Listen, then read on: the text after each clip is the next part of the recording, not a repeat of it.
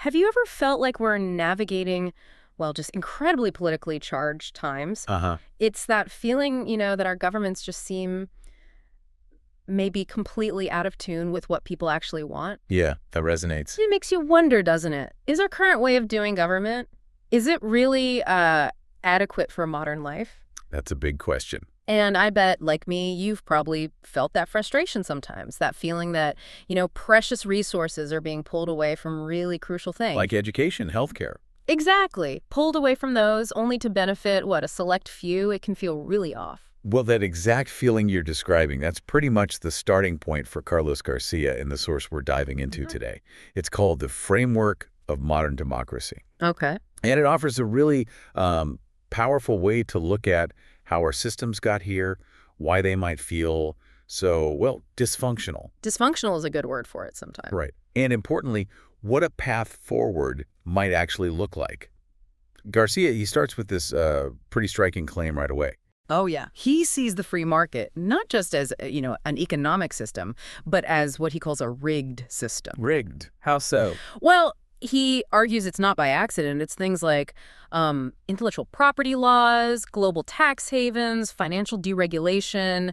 Mechanisms, he says, are kind of embedded. Embedded to do what? To systematically make the rich richer, basically, often at the expense of the general population. And he claims this is driving inequality to levels, like, not seen since the 19th century. Wow. Okay. That is a bold claim. It is. So our mission today, then, is to really unpack Garcia's insights here. We want to explore his ideas about democracy, the history that shaped things. And these fundamental pillars he proposes for maybe a more equitable future. Right. And what's interesting, and Garcia points this out, is that while a country like the U.S. really enshrines the word democracy, Yeah. there's actually surprisingly little public chat about what it really means. Yeah. Outside of maybe academic circles. That's a fair point. So we're going to try and change that a bit for you right now. Let's dive into Garcia's framework. Let's do it. Okay, so let's start with Garcia's take on modern democracy. This feeling that government is completely out of tune with people. He says it's not just a feeling, right? No, he argues it's more than that.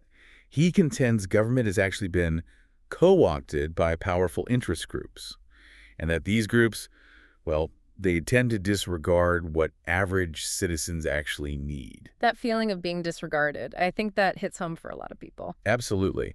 And Garcia connects that feeling, that rigged system idea within the free market, directly to this growing distrust of government and institutions. Makes sense. If you feel the system's rigged, you probably won't trust it. Exactly. What he highlights is that average citizens, experiencing this disconnect, they've concluded the system as it is now is not working for them. Simple as that. And so they want something else. They want something else. It's not just a vague wish, he says. It's a real desire for change. But wanting something else can be tricky ground, can't it?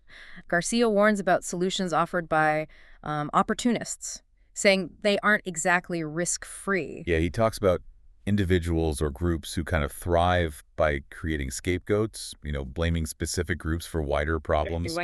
He specifically mentions migrants, people often fleeing really difficult situations, poverty, conflict, and they get unjustly blamed for local problems. It's a way to divert attention, he argues. Divert attention from the real systemic issues. Precisely. It's channeling legitimate frustration, but in a really dangerous direction. And does he give examples of this kind of channeling? He does. What's quite illuminating is how he points to specific political events. In his view, these channel that popular dissatisfaction. Such as? He cites the Brexit vote in England and the Trump ascent in the USA. He presents these as instances where the political aims, well, he argues they weren't really driven by the public's interest. Okay. But instead, existing discontent was sort of adeptly exploited and, magnified for potentially other agendas. That does paint a pretty stark picture of the current moment. It does. But Garcia doesn't just leave it there, right? To understand his path forward, he says we need to look back. Exactly. He insists we need to grasp the tumultuous journey that brought our governments to this point. He gives us this kind of whirlwind history lesson. Covering the last 120 years or so. Yeah, the significant evolution in that time. He starts with the dramatic fall of royalty after World War I. Right. A period he actually calls the WWI Holocaust. Wow, that's strong language. Incredibly potent. He uses it to convey the, immense avoidable suffering. And he blames it directly on an incompetent, unworthy elite, as he puts it, joined by a corrupt church. Okay. And then? From there, he moves to the Bolshevik Revolution, which, according to Garcia's analysis, brought nothing but death and suffering to millions for over 50 years, and crucially, resulted in zero gains for the population. So a very critical view there. Very critical. And it wasn't just the old monarchies collapsing. He also mentions classic colonialism running its course. Right. And also, church-supported totalitarian regimes mostly disappeared, but only after inflicting, his words, immeasurable pain. Examples being? He cites Germany, Italy, and Spain during the WWII era. Okay. And so, after all that upheaval, Garcia observes that the notion of democracy became the model to follow. But it wasn't clear-cut. No, that's the key. It was mostly, he says, an undefined target. There wasn't a precise, agreed-upon model of government. It was more of an aspiration. An aspiration without a detailed blueprint. Exactly, which kind of leads us into Europe after World War II. Okay, what happened there, according to Garcia? Well, many countries moved towards what he calls a social democracy. Which is like a mix. Yeah, a blend of democratic principles and socialist economic policies. The idea being to extend the benefits of democratic equality beyond the political space to the economy by providing a social safety net, support systems. And he points to specific countries. Yeah, examples across Europe: Scandinavia, the Netherlands, Germany, France, Spain, countries that experimented with varying success with this kind of model. But you said experimented. It hasn't all been smooth sailing. Far from it. He argues this European social democracy has been under relentless pressure, especially for the last 30 years or so. Pressure from where? He points directly to neoliberal circles in the U.S. and the U.K., specifically naming the Reagan-Thatcher Revolution. And what was the aim of that pressure? He says a push for a model that largely does away with the social safety net, a model ruled by powerful interest groups.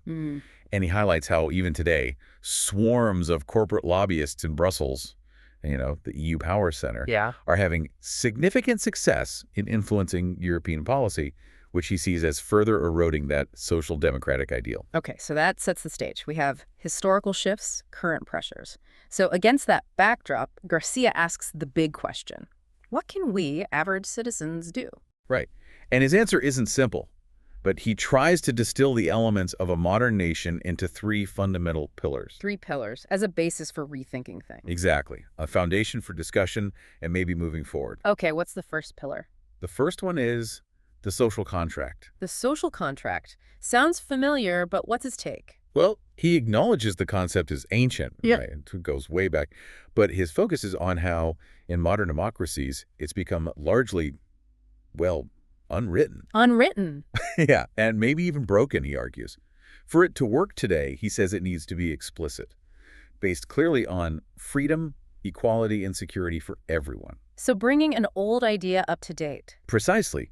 He mentions its historical roots with European philosophers in the 17th century, though people debated it even in ancient Greece. But he's not just talking theory. He outlines what a modern social contract should include. Yes, specific elements, like the clear idea of equality for all citizens and guarantees for individual freedom and security. And it's not just about what we get, right? There are obligations, too. Absolutely. He lists specific fundamental rights, things like education, accessible health care, housing, unemployment help. Okay, the safety net stuff. Right. But also, crucially, corresponding obligations. Things like respecting the life and freedom of others, caring for the natural environment, and, obeying the law. It has to be reciprocal. A two-way street. Makes sense. What's pillar number 2? Pillar 2 is the economy. Back to the economy. Yep. And here, Garcia contrasts 2 main models he sees. First, the centralized economy. Like the Soviet Union. Exactly, where the government owns all the means of production. He mentions the Soviet Union, North Korea, Cuba, and he notes its typical problems, inefficiencies, chronic shortages. Okay. And the other model? The free market, private property, limited government intervention. The usual definition. But he has issues with that too, right? Didn't he call it rigged? He did. And the risk he sees here is powerful economic groups controlling important segments of the economy, and crucially, increasing inequality to the detriment of the common good. Right, the inequality point again. How do new technologies fit into this? Things like AI, automation, cognitive technologies. Yeah. He makes a really important point there. These technologies, they lower costs, right? Often by needing less labor. Okay. But the benefits, the profits from that efficiency, they tend to accrue mainly to the owners of the enterprises, not so much the workers who might be displaced or see wages stagnate. I see. So the gains aren't shared broadly. That's his argument. And that's why he calls for drastic revisions to the economic model. Revisions needed so that the benefits of all this technological progress are evenly distributed. So it's about rethinking how we share the economic pie in the age of AI. Basically, yes. It's a fundamental challenge. So what does his proposed economy look like then? He calls it an open market.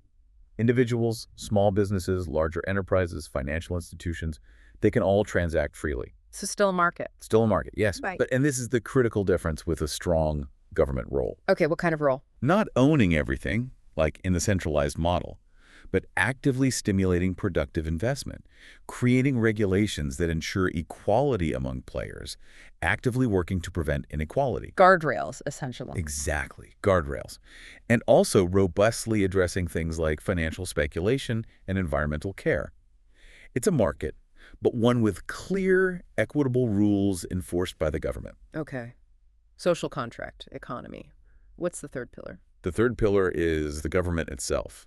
Right, the structure that oversees the other two, presumably. Pretty much.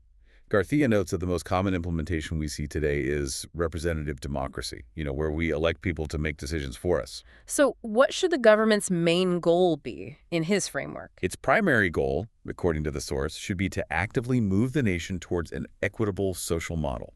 Equitable, like promoting that equality we talked about in the social contract. Exactly. He even brings in a quote attributed to Pericles to describe the ideal participation. Pericles, from ancient Athens. The very same. The quote goes, "We are called a democracy, for the administration is in the hands of the many and not of the few." The many, not the few. Right. And that public service should be based on meritability, not as a matter of privilege, but as the reward of merit. So competence over connections or wealth. That's the ideal, yes. But. But. There's always a but. Well, he then highlights what he calls serious aberrations of the democratic system that we see happening now. Aberrations like what? It's not just that money influences politics, which we all kind of know.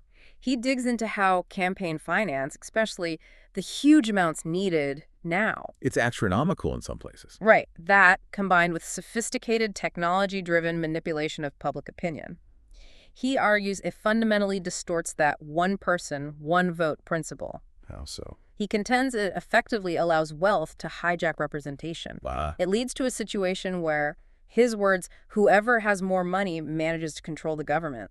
So merit doesn't win, money does. That's the danger he points out. Does he talk about populism in this context? He does. He discusses populism as another significant threat, where extremist groups exploit that existing discontent we talked about earlier. Like exploiting weaknesses in the system. Exactly. Exploiting genuine frustration and manipulating the public. He gives historical examples, like fascism in Italy in the 1930s. And modern ones? And modern movements, too. He mentions countries like Russia, Turkey, Brazil, Hungary, and the United States as places where you see examples of the extremes to which one can go by exploiting the weaknesses of the democratic system. So democracy itself has vulnerabilities that can be exploited. That's his point. Yeah. It's worth noting, though, he explicitly excludes dictatorships from this discussion. Why is that? Because, he argues, they lack any real underlying ideology beyond just raw power. They aren't really playing the democratic game, even manipulatively. Got it. Okay, so that's quite a journey we've taken through Carlos Garcia's The Framework of Modern Democracy. We've looked at the big challenges he sees. The sense of disconnect, the influence of money, the historical context. Right, the history that shaped things. And then these three pillars he proposes as a way forward. The social contract, the economy, and the government. All put forward, as you said, not as the final answer, but as a solid basis for discussion. A starting point. And what's the overall feeling he leaves us with? Is it pessimistic, given all the problems? Actually, no. What's really interesting is his conclusion is ultimately quite hopeful. Hopeful? How? He believes this kind of framework, these pillars, can genuinely serve as a foundation, a starting point for really important discussions about the structures and procedures that lead to a functioning democracy. A functioning democracy where abuses are controlled and where equality and justice are actively promoted, not just talked about, but actually built into the system. It's really an invitation for all of us, to think more deeply and critically about the systems governing our lives. An invitation to think. I like that. Me too. And that leads us perfectly to our final provocative thought for you, our listener, to ponder.